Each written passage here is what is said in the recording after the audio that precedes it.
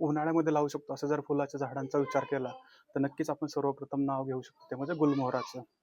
गुलमोहराला साधारणतः रेड आणि व्हाईट कलरचे फुलं येतात, जे आपल्या देशी व्हरायटीज आहेत त्यामध्ये. पण जर तुम्ही मार्केटमध्ये गेला तर तुम्हाला साधारणतः 50 पेक्षा जास्त व्हरायटीज मिळून जातील. तर हे जे गुलमोहराचं झाड आहे, त्याला साधारण 5 तासांचे सूर्यप्रकाशाची गरज असते. जर तुमच्याकडे तेवढा सूर्यप्रकाश अवेलेबल असेल, तेवढा सूर्यप्रकाश मिळणार असेल, तर हे प्लांट तुम्ही नक्कीच तुमच्या बागेमध्ये लावू शकता. आता हे प्लांट लावताना एक काळजी घ्यायची आहे, की साधारण 12 इंचांचं जे पॉट आहे, त्याच्यामध्ये ते लावणं गरजेचं आहे, एक चांगल्या वाढीसाठी.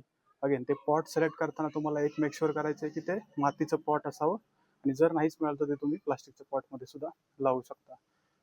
जे गुलमोहराच्या जर बाबतीत बोलायचं झालं, तर मिलीबग हा जो एक प्रकारच्या किड्यांचे जे त्या ठिकाणी त्याला प्रॉब्लेम येतो, तर त्याची तुम्हाला एक काळजी घेणं गरजेचं आहे. त्यासाठी तुम्हाला व्यवस्थितपणे वेळोवेळी स्प्रे करणं गरजेचं आहे. तर तो एक प्रॉब्लेम येऊ शकतो. पण गुलमोहर हे एक छान झाड आहे, ज्याला एक छान फुलं येतात आणि रेग्युलर फुलं येतात. तर ते एक प्लांट तुम्ही नक्कीच विचारात घेऊ शकता या उन्हाळ्यामध्ये तुमच्या बागेमध्ये लावण्यासाठी.